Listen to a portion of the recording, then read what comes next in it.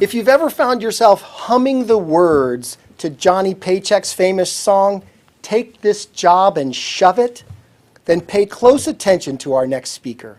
He oozes business acumen and more than likely has personally coached more business owners than Tony Robbins. As the leader of a local chamber of commerce, he's plugged into what works for over 700 member businesses representing over 20,000 employees. His 25-plus years of both public and private sector experience have allowed him to sharpen skills in concept development, program planning, and project management. When our next speaker isn't serving the local business community, he volunteers his time leading local boards and committees, being named by Cincy Magazine of one of Cincinnati's Power 100 for 5 consecutive years. Our next speaker is certainly someone you want to meet at your next networking event with a presentation titled "Time is the Enemy." Please provide a warm welcome to Matt Van Sant.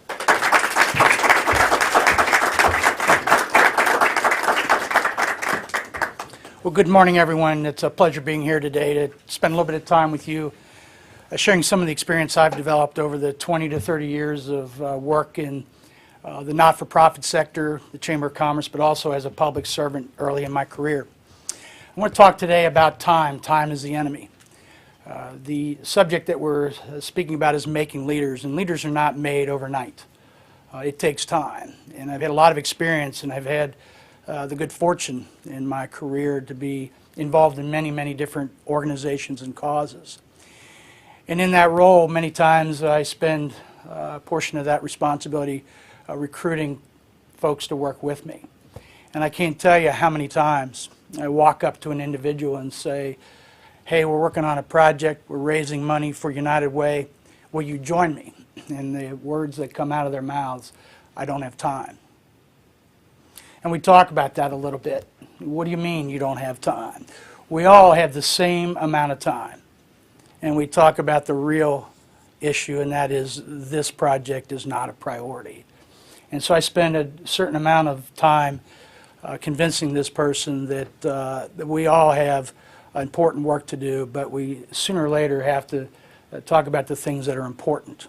So when I recruit now people to get involved in volunteer activities, I say this can take 2 minutes or 2 hours. But please don't tell me you don't have time. And so if they don't say that, what I hear is, well, it's not the right time. How many times have we heard that from somebody about getting involved in making leaders? It's not the right time. We all know last night when we went to bed that certain things changed overnight. Physical, social, economic changes in the community. And each day when we wake up and when we go to bed tonight, things will change. And it will never be the right time. How many times have you said to yourself, it's not the right time? And you will find that you can say that same thing day after day. Shortly after you said, I don't have time, it's not the right time. Or you hear, I only give 110% to the things that I do. You know, there is no such thing as 110%. You know, we all have one life, we all have 24 hours in a day, and there's no such thing as 110%.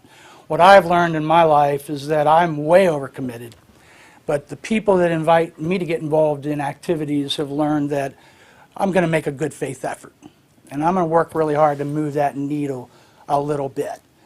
But you'll never hear me, when invited to get involved in something, say, I don't have time. It's not the right time. Or I have to give 110% to meet my own personal expectations.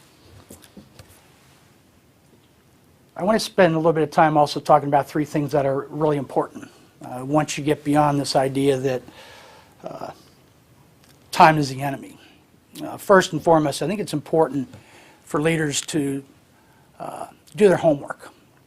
Do their homework. Leadership, I think, starts early in life, in school. There's a lot to be learned, a lot of books written, a lot of speeches made, and I believe that there's never information or knowledge that's not available that will assist you in becoming a great leader. Learning is a lifelong responsibility now. And I really truly believe that whatever age you are, you can always learn more about delegating. You can always learn more about being a good negotiator, being a good, having good skills of persuasion. Secondly, and I learned this as a young man, sign up. I think it's really important in life early on to sign up and get involved in things, because often great leaders are made not because of what they did very well, but what they learned that they failed at as young people, fail early and fail often. I can remember as a very young man selling ham booth tickets at the church festival, and I couldn't count money and I could barely walk, but I knew I was making a difference, and for the people that asked me to sell ham booth tickets, I know I was moving the needle a little bit. And I also tried to learn how to play the guitar, and I failed miserably. And today I couldn't sing or play an instrument for anything. But I think it's really important to sign up. Far too often we use this, I don't have enough time, and we let time be our enemy instead of our ally as we develop our leadership skills. Lastly, I think it's really important to think about the idea of getting along. Recently on television, there was an interview with Bill Mallory Sr., and he was talking about some of his experiences and learnings as a young man. And he said, it's so important that we learn to get along. It's not about civility alone, but it's really trying to find the things that we agree on and work on those assets rather than focusing on threats and liabilities and problems. So I really think it's important to learn how to get along with people, because there are common areas where you can work together and really make great things happen. So time is the enemy. Don't let it be your enemy. Next time someone asks you to get involved, please don't say, I don't have time, it's not the right time, or I only give 110%. That's hogwash. That's hogwash. All we really want is people to sign up, get involved, work hard, and try to make a difference in their community. You know, when I sit down with my granddaughter sometime in a number of years and she says, Grandpa, what did you do with your life? It's not going to be about my occupation or my industry or the companies I worked for or the dollars that I raised or the profits that I made. We're going to talk about the quality of life that we tried to achieve in our communities. Do we have clean air and do we have clean water? Is it a safe place to live? Is it a place where there are recreation opportunities? Is there a good healthcare system? Is there a good education system? Those are the things we're going to talk about.